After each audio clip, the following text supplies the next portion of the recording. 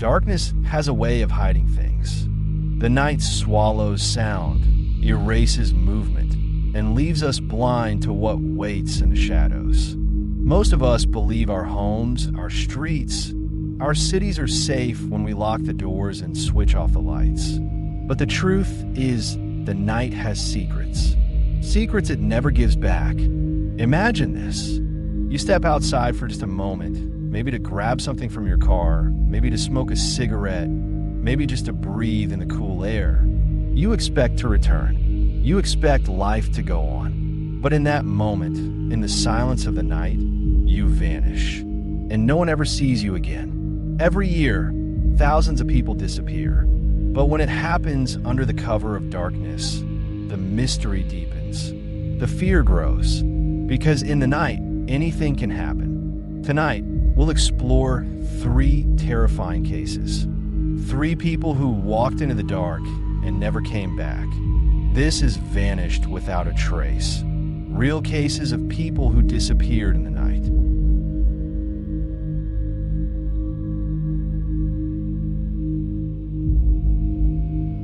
1. Brandon Lawson, the vanishing on the Texas highway, in the heart of a Texas night. Imagine this. It's past midnight on a lonely Texas highway. The road stretches endlessly ahead like a ribbon of black ink, cutting through the vast emptiness of rural America.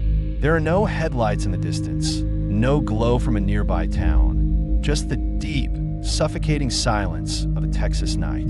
The air is hot and heavy, pressing against your skin. The moon, hidden behind thick clouds, casts no light to guide you. You feel truly, completely alone. Where are you?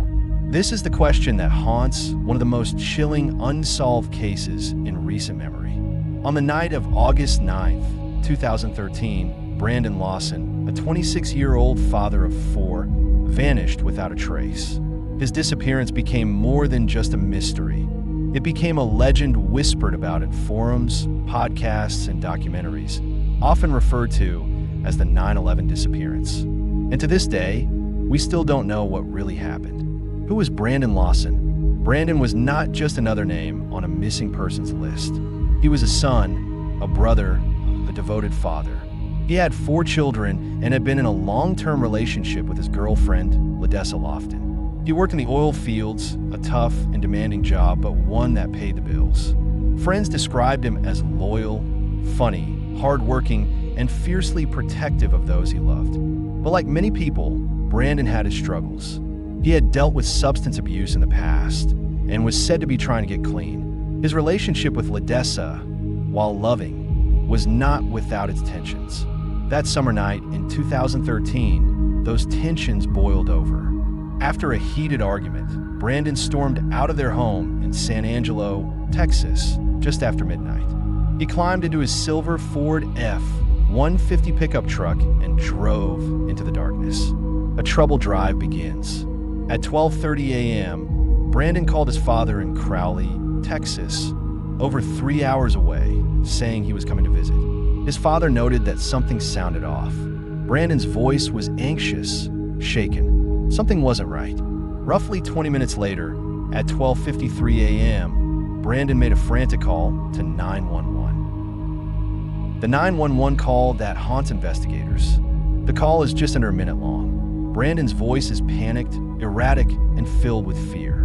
Much of the audio is difficult to understand, garbled, disjointed, but several phrases stand out.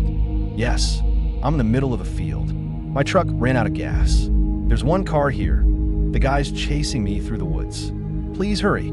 He sounds breathless, as if he's running. The 911 operator tries to get more information, his location, what happened, but Brandon speaks in fragments.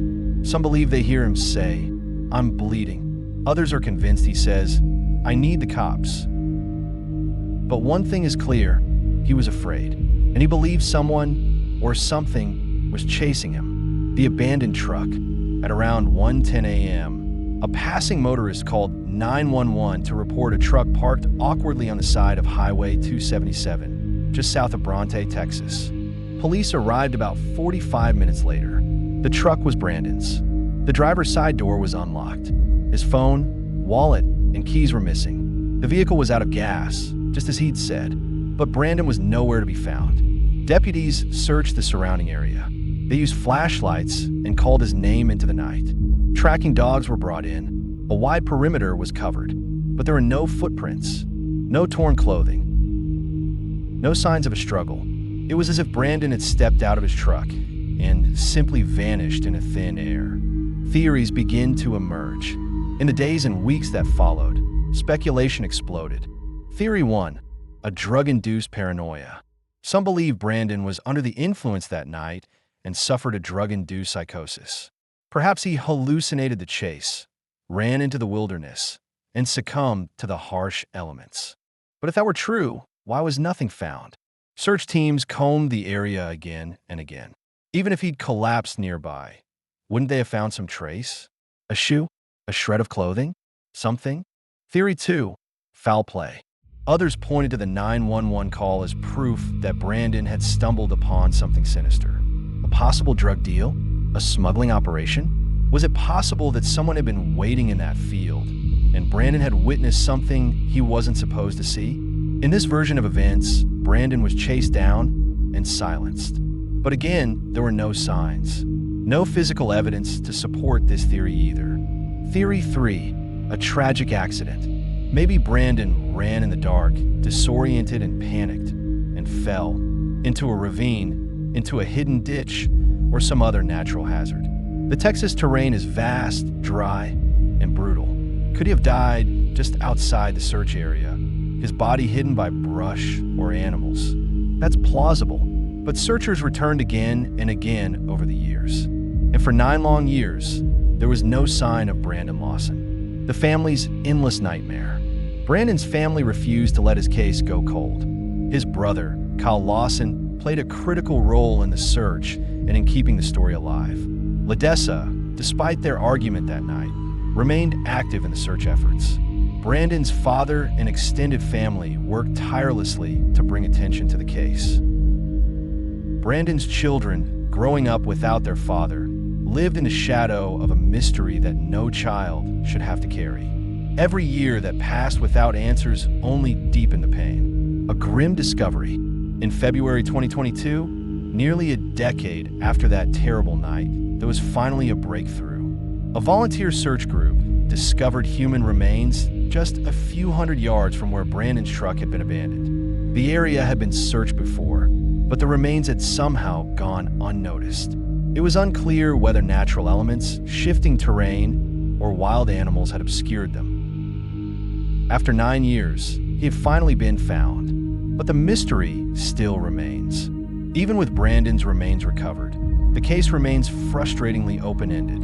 The medical examiner was unable to determine a cause of death. There were no clear signs of trauma, no bullet wounds, no broken bones that suggested foul play. At the same time, there were no clear indications of a natural death either. Brandon had died alone in a field in the middle of the Texas night. But how and why? Unanswered questions in the dark. There are so many elements of Brandon's disappearance that remain unresolved. Why didn't the original search teams find his body if it was so close? What did he really say in that 911 call? And why has no one ever come forward, even anonymously, with new information? The Brandon Lawson case has become a chilling example of how someone can vanish in plain sight, surrounded by law enforcement, technology, search parties, and still leave behind only questions. In the era of GPS tracking, constant surveillance, and digital breadcrumbs, Brandon's disappearance defies explanation. A voice echoing through time. Today, Brandon Lawson is no longer just a missing person. He is a symbol of the unknown, a ghost story of the modern age. His case is discussed in true crime documentaries, Reddit threads, YouTube deep dives, and podcasts around the world. But beneath all the theories, all the debate, one truth remains. A man made a desperate phone call in the dead of night. He said he was in danger, and then he was gone. And to this day, we may never truly know what happened on that lonely stretch of Highway 277. Just a man, a truck, and a Texas night.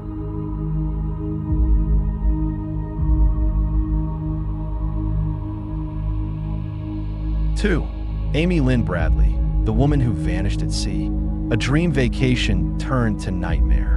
In March of 1998, the Bradley family set out on what was meant to be the vacation of a lifetime. They boarded the Rhapsody of the Seas, a luxury cruise ship operated by Royal Caribbean, for a week-long journey through the warm, turquoise waters of the Caribbean. The air was filled with promise.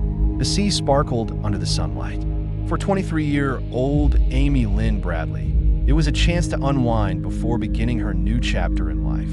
She had recently graduated from Longwood University in Virginia with a degree in physical education and was preparing to start a new job.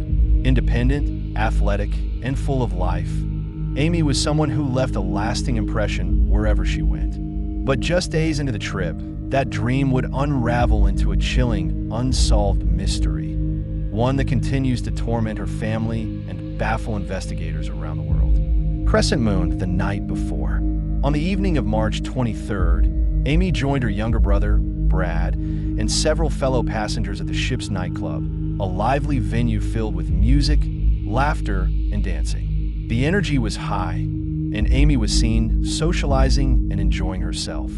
Photos from that night show her smiling, relaxed, and very much alive. Sometime around 1 a.m., Amy and Brad returned to their family cabin. They spent a while on the balcony together, chatting and taking in the warm Caribbean air. Eventually, Brad went to bed, while Amy remained on the balcony a little longer, smoking a cigarette and listening to the soft rhythm of the waves. At approximately 5:30 a.m., Amy's father, Ron Bradley, briefly awoke and saw his daughter still sitting on the balcony. Comforted by the sight of her, he drifted back to sleep. It would be the last confirmed sighting of Amy Lynn Bradley. Sunrise the morning after. When the family awoke around 6 a.m., Amy was gone. Her cigarettes were still on the table. Her shoes were untouched. Even her ID and room key, essential items for any cruise passenger, were still in the cabin. But Amy was nowhere to be found. At first, her parents assumed she had stepped out to get breakfast or some fresh air.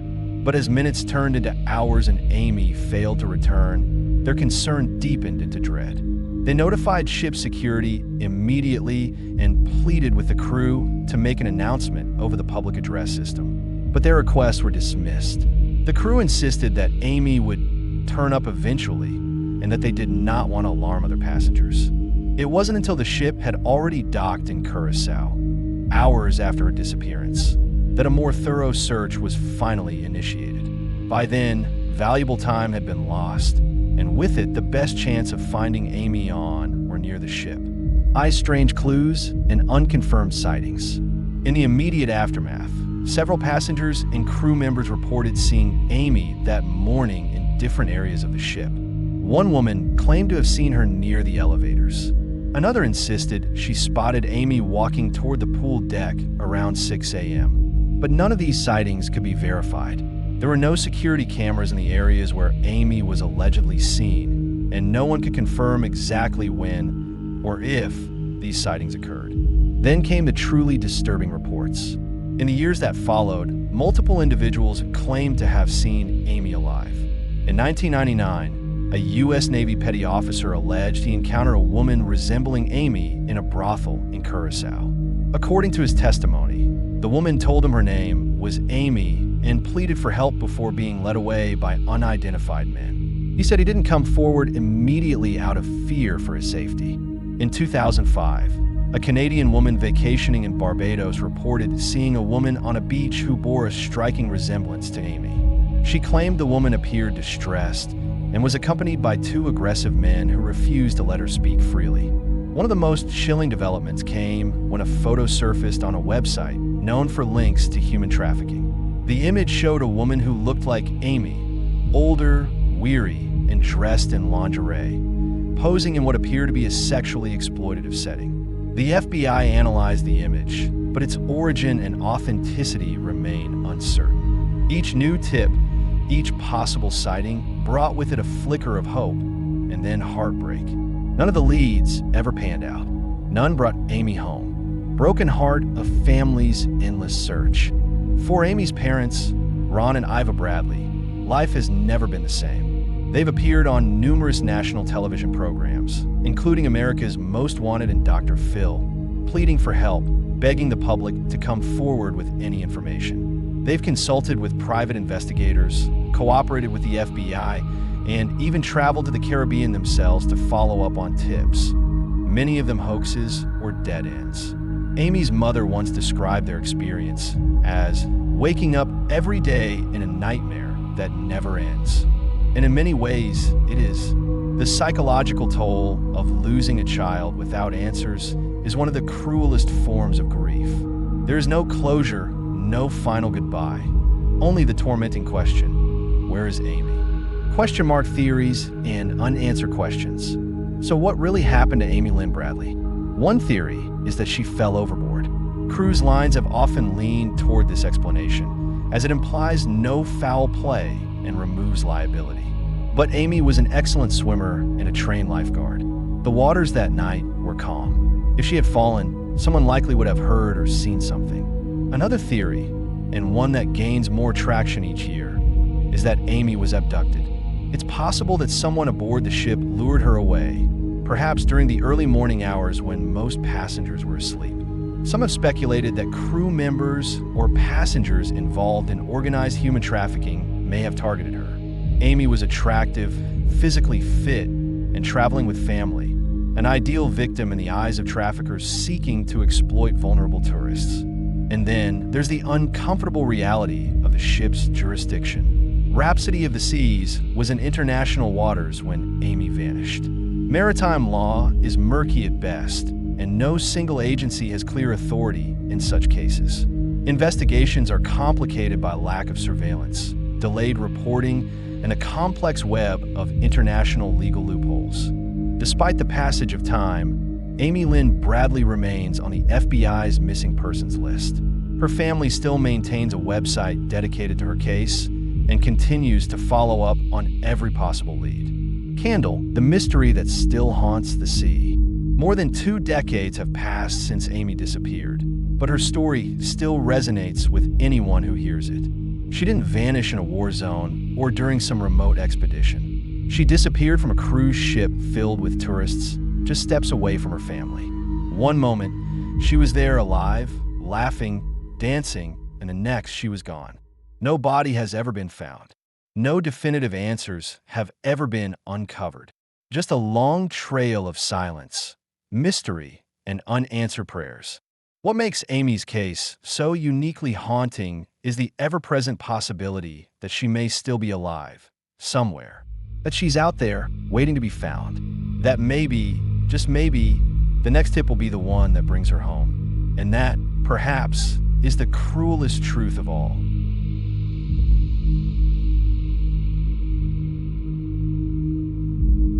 Three, Brian Shaffer, the man who walked into a bar and never came out. It was the first night of April 2006. The streets of Columbus, Ohio, pulsed with life as college students flooded the sidewalks, celebrating the start of spring break. The air was warm with the scent of possibility. Laughter spilled out from bars. Neon signs flickered like electric fireflies, and music thumped like a second heartbeat beneath the city's skin. Among the revelers was 27-year-old Brian Shaffer, a medical student at Ohio State University. He was bright, charismatic, and full of promise. To most who knew him, Brian had everything going for him. But beneath the surface, things were far more complicated. Just 3 weeks earlier, Brian's world had changed forever. His mother, Renee, had died after a long battle with a rare form of cancer. Her passing had devastated him. Though he tried to carry on, attending classes, studying, making plans with his girlfriend, those closest to him noticed the subtle cracks in his composure. He seemed quieter, withdrawn, as though part of him had already slipped into another world. His friends, determined to lift his spirits, convinced him to join them for a night out on the town. Brian agreed. He would never be seen again. The Ugly Tuna Saloona. That evening, Brian and his friend Clint Florence began their night with a few drinks. They bar hopped through the Gateway District, eventually making their way to a quirky little bar called the Ugly Tuna Saloona, perched on the second floor of a shopping complex. The name was a joke in itself. an intentionally ridiculous moniker that drew in crowds of students looking for cheap drinks and a good time. Surveillance cameras caught Brian arriving at the bar at 1:15 a.m. with Clint and another friend, Meredith. The footage is clear. Brian is smiling, animated, at ease. Despite the grief and stress of recent weeks, he seems genuinely relaxed, like he's finally having fun. As the night wore on, the three became separated. Around 1:55 a.m., Brian is seen on camera again, just outside the bar's entrance, talking to two young women. He appears friendly, maybe even flirtatious. After a brief conversation, he waves goodbye, turns around, and walks back toward the entrance. That is the last known footage of Brian Shaffer. What happens next has baffled police, haunted investigators, and terrified amateur sleuths for nearly 2 decades. The Vanishing. The Ugly Tuna Saloona had multiple surveillance cameras covering both the main entrance and the escalator leading up to it. To leave the bar, Brian would have had to pass by at least one of them, but he doesn't. There is no footage, none, of Brian ever leaving the bar. Investigators scoured every second of video. They reviewed tape from inside the bar, from adjacent businesses, from every visible corner. Brian appears walking in. He never walks out. It's as though the bar swallowed him whole. The investigation begins. When Brian didn't return home, no one panicked at first. His friends assumed he had gone home with someone, or maybe called a cab. But when he failed to return calls from his girlfriend, Alexis, and missed their planned flight to Miami just days later, a trip he had been looking forward to, everyone knew something was terribly wrong. His family contacted the police, and what began as a missing person case quickly turned into one of the most confounding disappearances in American history. Police interviewed everyone at the bar that night: staff, patrons, the 2 women Brian had spoken with, and his friends. No one had seen anything out of the ordinary. No arguments, no signs of distress, no scuffles. Brian had simply vanished. Was it an escape? Some believe Brian might have walked away from his life. The death of his mother had shaken him deeply. Was it possible he had reached a breaking point and decided to disappear? To start fresh, far from the weight of expectations, grief, and pressure? But that theory quickly crumbled under scrutiny. Brian's bank accounts remained untouched. His cell phone was never used again. His passport and ID were left behind. There were no confirmed sightings, not locally, not nationally, not anywhere in the world. Besides, Brian had been making future plans. He was set to propose to Alexis. He was committed to finishing medical school. He had no history of running from his problems. Those who knew him best were adamant. He would not do this, not without saying goodbye. And yet, there was no other explanation. The construction zone theory. One theory that gained traction early on involved a construction site located near the back of the bar. At the time, part of the building complex was under renovation. There were poorly lit service exits and possibly unsecured areas without camera coverage. Could Brian have wandered into the construction zone, drunk, disoriented, and suffered a fatal accident? Could he have fallen into a shaft or been trapped somewhere unseen? Police searched the area thoroughly, using cadaver dogs and specialized equipment. They found nothing, not a trace. Foul play? Others suspected foul play. Some speculated that Brian had gotten into an altercation, perhaps inside the bar, perhaps with someone he knew. What if someone had harmed him and somehow managed to hide his body? Could someone have removed him through the construction zone or a service elevator? Could there have been a cover-up? There was one person who refused to take a polygraph. Clint Florence, Brian's friend and drinking companion that night. He cooperated with police but declined the test, citing legal advice. Over the years, this refusal has sparked speculation and suspicion, though no evidence has ever tied Clint, or anyone else, to Brian's disappearance. A father's endless search. In the years following the disappearance, Brian's father, Randy Shaffer, became a tireless advocate for answers. He printed flyers, gave interviews, hired private investigators. He lit a candle in his window every night, waiting for his son to return. Tragically, Randy died in 2008 when a tree fell on him during a storm. He died never knowing what happened to Brian. His obituary included a final plea. If Brian is alive, please contact your family. We love you. The loss of both parents only deepened the heartbreak. Brian's younger brother, Derek, carried the burden of unanswered questions alone. The cruel hoaxes. In 2019, a post appeared on a memorial page for Brian, claiming that he was alive and well and living in the Virgin Islands. For a brief moment, there was hope, but the account was traced to a college prankster. Just another cruel twist in an already devastating mystery. Police have followed up on dozens of tips and sightings over the years. None have led anywhere. Unnatural theories. As with many unsolved cases, the absence of answers has invited a darker breed of speculation. Some people wonder if Brian's disappearance was not natural or even human in nature. Could he have been abducted by a stranger in plain sight, slipped into a hidden passage, or pulled into a realm beyond understanding? The Ugly Tuna Saloon's name, odd as it is, has become a kind of legend in itself, forever tied to a story that feels more like urban myth than reality. In internet forums and Reddit threads, users speculate about wormholes, secret societies, and interdimensional abduction. It's easy to dismiss such theories as wild fantasy, but they reflect a deeper truth. People are desperate for any explanation, no matter how far-fetched, because the simplest answer, vanishing into thin air, makes no sense at all. The legacy of an empty space. Today, the Ugly Tuna Saloon is closed. Its windows are dark, the laughter and music long since faded. The escalator that once carried students up to a night of cheap drinks and poor decisions now leads to nothing but silence. But for many, that space still holds a ghost. People who visit say there's something unsettling about it, a heaviness in the air, a presence, not necessarily Brian, but the echo of a moment frozen in time, a moment when a young man walked into a bar, smiling, full of life, and was never seen again. The unsolved. Nearly 20 years later, Brian Shaffer's disappearance remains one of the most chilling, unsolved mysteries of the 21st century. Despite technology, despite surveillance, despite the best efforts of police, family, and the internet's collective obsession with true crime, there's been no closure, no body, no goodbye, no final clue. Just a question that continues to haunt all who hear it. How can a man walk into a bar and never come out? 3 names, 3 ordinary people living very different lives, and yet each vanished in a way that defies logic, reason, and belief. Brandon Lawson, stranded on a lonely Texas highway, voice trembling as he made a frantic 911 call.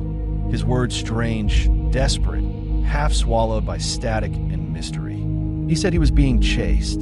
He begged for help. Then nothing. Amy Lynn Bradley, laughing on the deck of a luxury cruise ship, dancing late into the night. The ocean stretched around her like a velvet curtain. By sunrise, she was gone. No splash, no cry for help, just an empty cabin and unanswered questions drifting in her place. Brian Shaffer, the medical student with a promising future, last seen walking into a crowded bar filled with cameras and witnesses. One minute he was there, smiling alive, and the next, it was as if the earth itself had swallowed him whole. 3 cases, 3 voids in the timeline, and not a single answer. What happened in those final moments, those slivers of time where everything changed? Were they taken, killed, hidden away by human hands, by cruelty, by cunning, by coincidence? Or is there something far more unnerving at play? A thin place between worlds? A glitch in the fabric of our reality? A darkness that occasionally reaches out and plucks people from existence without sound, without struggle, without leaving so much as a footprint behind. The terrifying truth isn't just the vanishing, it's what follows. The stillness, the silence, the rooms left untouched, the cell phones that never ring again, the birthdays that come and go with an empty seat at the table, the slow, endless ache of what if that never releases its grip. Imagine it.